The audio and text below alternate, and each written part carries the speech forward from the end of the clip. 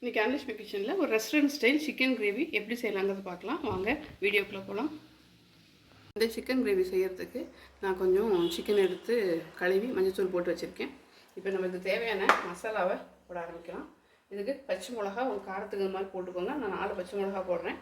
கருவேப்பிலை போட்டுக்கோங்க, மல்லித்தலை போட்டுக்கோங்க, கொஞ்சம் ஜீரகம், மிளகு, சோம்பு, பெருஞ்சீரகம், சின்ன வெங்காயம் போட்டுக்கோங்க. இல்லைன்னா பெரிய வெங்காயத்தை கட் பண்ணி போட்டுக்கலாம்.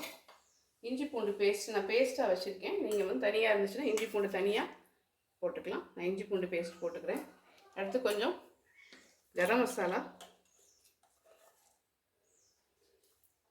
டிஷ்ஷுக்கு தேவையான மஞ்சள்தூள் போட்டுக்கலாம். அடுத்து கொஞ்சம் எலுமிச்சம்பழம் ஜூஸ் பிழிஞ்சு விட்டுட்டு நம்ம இதை நல்லா ஃபைன் பேஸ்ட்டாக அரைச்சி எடுத்துடலாம். எல்லாத்தையும் நான் ஃபைன் பேஸ்ட்டாக அரைச்சி எடுத்துகிட்டு வந்துட்டேன். இப்போ நான் கடாயில் கொஞ்சம் நெய்யும் எண்ணெயும் விட்டுருக்கேன். எண்ணெய் காஞ்ச உடனே கொஞ்சம் சோம்பு போட்டுக்கலாம். எனக்கு சிக்கன் கம்மியாக இருக்கிறதுனால நான் 1 கிராம்பு, 1 ஏலக்காய், 1 பட்டை துண்டு போட்டிருக்கேன்.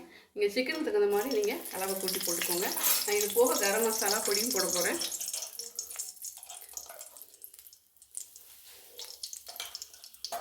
பொரிஞ்ச உடனே நம்ம பெரிய வெங்காயத்தை சேர்த்துக்கலாம். பொடிசான இருக்கலாம் பெரிய வெங்காயம்.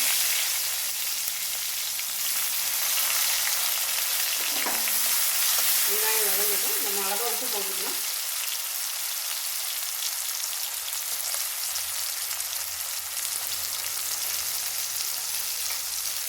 வதங்கிடுச்சு. நான் கொஞ்சமாக இஞ்சி பூண்டு பேஸ்ட் போட்டுக்கிறேன். நம்ம ஆல்ரெடி நம்ம அதில் போட்டிருக்கோம்.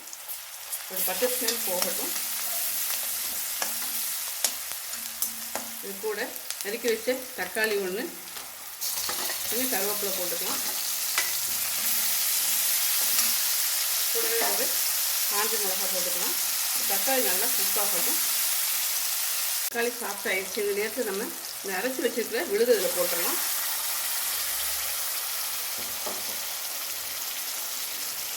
இந்த அரைச்சி வச்சு விழுதோடு கொஞ்சம் தண்ணி கலந்து நான் ஊற்றிருக்கேன். கொஞ்சமாக மஞ்சள்தூள் போட்டுக்கலாம்.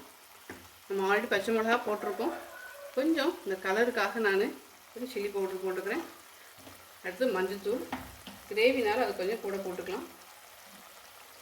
மல்லித்தூள். இதோட பச்சை ஸ்மெல் போகிற வரைக்கும் நல்லா நம்ம குக் பண்ணி எடுத்துடலாம்.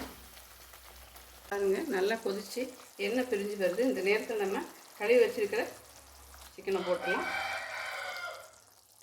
நல்லா பரட்டி விட்டு மூடி வச்சு குக் பண்ணிக்கலாம்.